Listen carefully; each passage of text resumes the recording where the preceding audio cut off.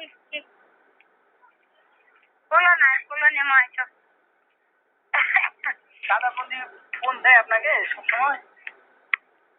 আমার ছোট ছেলে ফোনে চার্জ ছিল না, তোমার সাথে কথা কবার বন্ধ হয়ে গেছিল। চার্জে লাগে দিয়ে একটু ওইদিক গেছি, আর নানুদের ফোনে ফোন দিতে দিয়া কইছে আমার মায়ের কি হয়েছে দেখো তো, আমার মা ফোন বন্ধ কে ছোটটা সবাই তো এ আবার ধরে দেয়। আবার আমি ওই দিক থেকে আসতে আবার আমার কাছে বললো, এই তো আবার ভিডিও কল দিল, এমনি কল দিল। এই যে বললেন তুমি তো বিশ্বাস করো না, সকালটা ফোন টিপে তা বন্ধ নাম্বারটা। আমি এটা অন্যভাবে ই করবো, চেষ্টা করবো আর কি। 01 বাবা বলেন। 01 01 9 9 5 5 9 9 4 4 6 6 7 1 9 9 8 8 হ্যাঁ এই তো 11। তাহলে এই যে নাম্বারটা একটু শুনেন তো। 019 5 9 হ্যাঁ 4 6 হ্যাঁ 7 1 9 8 হ্যাঁ হ্যাঁ 9 8 লাস্টে, ঠিক আছে? হ্যাঁ হ্যাঁ 9 8। আচ্ছা, আপনি এটা দিচ্ছেন, এটা শোনা খরচ জানবে না, এবং আপনি যে আমাকে দিচ্ছেন এটাও যেন কেউ না জানে, ঠিক আছে? আচ্ছা এটা কারণ ব্যক্তিগত কথা তো আপনি নিজেও জানেন, কোনটা বললে কি হয়, ঠিক আছে আম্মা? বাবা শোনেন, আচ্ছা আমি চাই না যে আমার মানে আমি চাই যে আমার জন্য আমার ক্ষতি হোক, আমি এটা চাই না। আমি জানি যে আমার জন্য কিছু যাতে উন্নতি হোক, এটা আমি চাই, যাতে ক্ষতি না হয়। কিন্তু আমার সংসারটা যেন সংসারটা যেন টিকে থাকে, এটা সবাই যেন চায়, বুঝছেন? আমি তোমরা তো বিশ্বাস কেউই করো না আমার। আমি জানি আমি আল্লাহর কাছে বিশ্বাস করেন আমার মা, আমিও নিজেও মনে করতেছি যে কি ব্যাপার, আমার তো এই ধরনের লোক না। তারপরে মা এখন কি কমু, দুঃখে এখন বাইঞ্চত নিজেই হইতাছি যে মানে বারবার সন্দেহ করা, অবিশ্বাস করা, না না না কখনো এটা মনে করে যায় না। শোনো, তা না ওটা না। এক মানুষ যখন বিপদে পড়ে তখন নানানটা ভিতরে আসে, তাই তো, হ্যাঁ এটা এটা জানো। মাথা ঠিক থাকে না, কাজ কোয়া লাগবে সেটা ওর মুখে এমনি আসে। ওটা নিয়ে ওটা ত্রাগ করেনি, কিন্তু আল্লাহ তো একটা অর্জন আছে, তাই না? কতটুক চেষ্টা তো, কতটুক চেষ্টা করেছি, কতটুক কি করেছি, কতটুক কি করেছি, আল্লাহ ছাড়া আল্লাহ তো দেখেছি। মোবাইলও নিজেও সাক্ষী যে কিভাবে ডিভোর্সটা হয়েছে, এটা কোনো আপনিও জানেন না, আমিও তো কোনা করো জানি না। আমাদের স্ত্রী 3 বছর সংসারটা পার করলাম, কখনো জানলাম না আমার সাথে এরকম আছে, একটা রিলেশন আছে। আমি তো ধারণাই করি নাই যে আমার স্বামী ইসলাম আবার পরিবর্তনে করবে। বুঝতে আমি এটাই তো আমি বলতেছি মা, যে ওর মধ্যে এই ধরনের একটা কাজ করবে। আমার সাথে যখন ওর দেখা হয়েছে, যে কোনো কারণে দেখা হয়েছে একবার, আমি ওরে খাওয়াইছি, ওর জন্য একটা ঘড়ি গিফট করছিলাম। যাই হোক, পরে ভাবলাম যে যদি ওনার মার সাথে কথা কয়ে যদি আসে কোনোদিন, হঠাৎ করে মা আমার কাছে আসছে একটা বান্ধবীকে নিয়ে, বুঝছেন? ওই যে শুরুর ঘটনা বলতেছি আর কি। তো তখন ওই মেয়েটা, আপনার মেয়ে তো আছে আমার সাথে থাকবে, বিয়ে শাদী করবে। তো ওই সময় পরিস্থিতি খুবই খারাপ ছিল। যাই হোক, এখন ওই বাকি যে মেয়েটা ছিল, ওর নাম জানি কি, কবিতা নাকি, এই মেয়েটা পরিস্থিতি বলতেছে যে অন্যরকম। খালি কোনো বই নাই, মা নাই, এখানে ভাই বেড়াদার 4-5 জন, না জানি সন্ধ্যা হলে কি করে। এই পরিস্থিতির কারণে এই মেয়েটা গেল, ছুটে গেল আমার কাছ থেকে, গিয়ে গাজীপুরে দেয়া দাদারে আরো বেশ কয়েকজনের টুকু মিয়ারে ডেকে নিয়ে আসছে। রাত্রে আসতে বলতেছে, ভাই আমি তো যাইতে পারি নাই, আমি ঘুরে আবার ওইখানে আসছি যেখানে আপনি সকালবেলা আমাদের আনছেন। আমি তো সহজ সরল মনে করে যে ওর মেয়েকে সাথে কথা বললাম, দেখি দেখি যে 10-12 জন আমারে ধরলো, এমন ভাবে ধরছে, পরে একটা মাঠে নিয়ে আমাকে মাইর খাওয়াইলো। তো যাই হোক, ওই পরিস্থিতির কারণে পরে আবার নিয়ে গেল। এই মেয়ে যে আবার আসবে এটাকে আমি জানি। 1.5 বছর পরে ফোন দিছে, আমি অনেক কান্নাকাটি করছি। পরে ওই মেয়ে শোনো বললো যে বাবা বিয়ে শাদী করলাম। আমার কথা একটা শোনো, আমাকে একটা সত্যি কথা কও, যে যখন আমরা ঢাকা গেছিলাম, ঢাকা, হ্যাঁ, ঢাকা যাওয়ার পরে তোমার সাথে আমার মেয়ে যোগাযোগ করেছিল না তার আগতে করেছিল? কোন ঢাকা মা? মানে শুরুতেই যখন আমরা ওকে মারধর করে নিয়ে আসলাম, হ্যাঁ হ্যাঁ হ্যাঁ আনার পরে তো আমরা বোধহয় বছর খানিক পরে বোধহয় ঢাকা গেছিলাম। হ্যাঁ হ্যাঁ।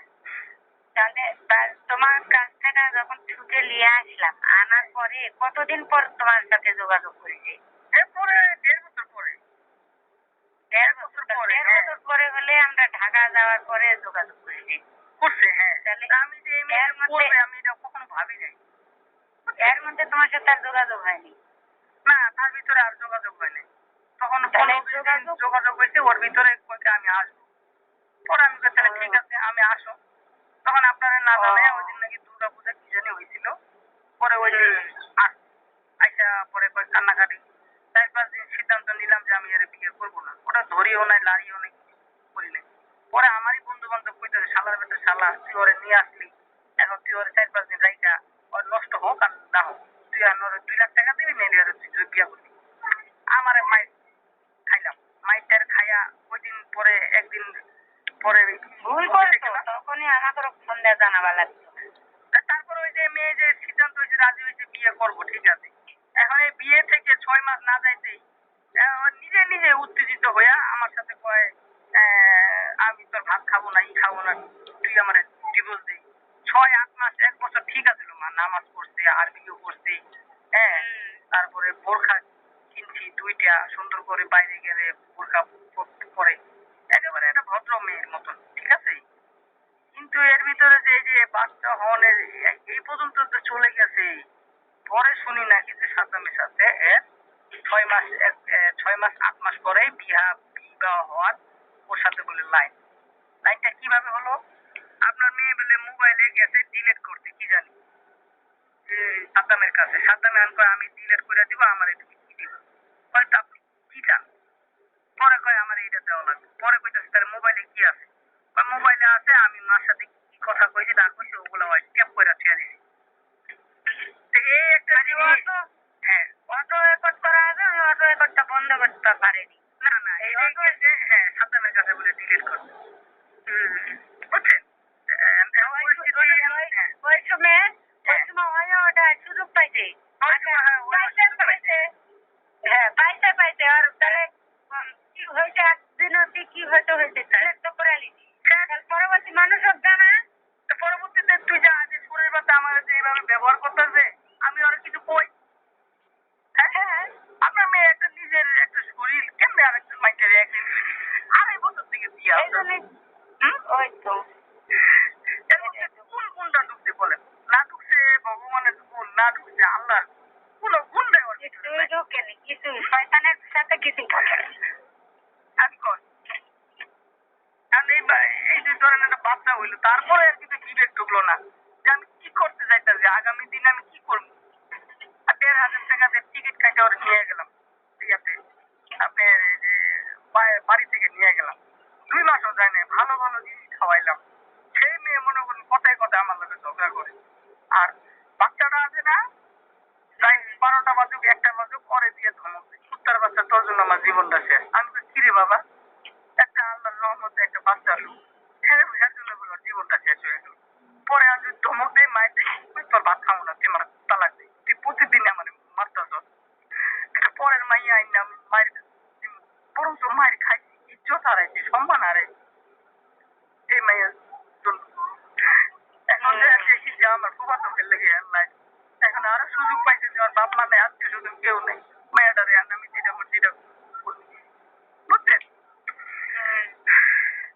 মা হিসাবে আপনি ওইদিকে যতটুকু পারেন আপনার মেয়ের সাথে কথা টথা কন, আর আমি যা পারি পুলিশের মাধ্যমে আইনি সহায়তা নিয়ে দেখি কি করি। তারপর ওর যে ভগ্নিপতি আছে না সাদ্দামের, ও কয় লিটন কিছুই করতে পারবো না, কারণ সাদ্দাম আমাদের আইনে। যা কয় তাই ওই সুদ আছে। এখন ওর 5টা বিয়ে হোক আর 10টা বিয়ে হোক, বুঝছেন? বরং আরো পাইছে হিন্দু মেয়ে, কারণ ওর ভগ্নিপতি কোন সময় না জানি ওর কাছে আবার যায় আপনার মেয়ের কাছে, বুঝছেন? আর কি করবে, আর ঢাকার মধ্যে আছে, ঢাকার মধ্যে কইলেন না যে শালিরে ধর, বুঝলেন না? যে তো এগুলো আরো আস্তে আস্তে হবে। আর যদি নিজের মেয়ে যদি না বুঝে, তখন সে তো অনিবার্য। মা এখন কইতাছে তোর বউ যদি আসে আমার কিছু নাই, বরং তুই পাশে নিয়ে আয়, বুঝছেন? আমি সব সহ্য করছি শুধু একটা মাত্র কারণে, সেটা হলো কি, সে সব ত্যাগ করছে, হিন্দু ধর্ম থেকে আইছে।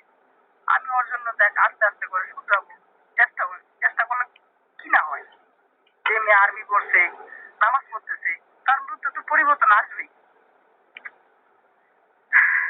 আচ্ছা দেখেন দূর করতে পারেন, কি করতে পারেন করেন। আচ্ছা বাবা, 3-5 তারিখে আসলে আমি যাবো না থানায়, বুঝছেন? কথা বলি তখন। ঠিক আছে মা, ভালো থাকেন। আচ্ছা।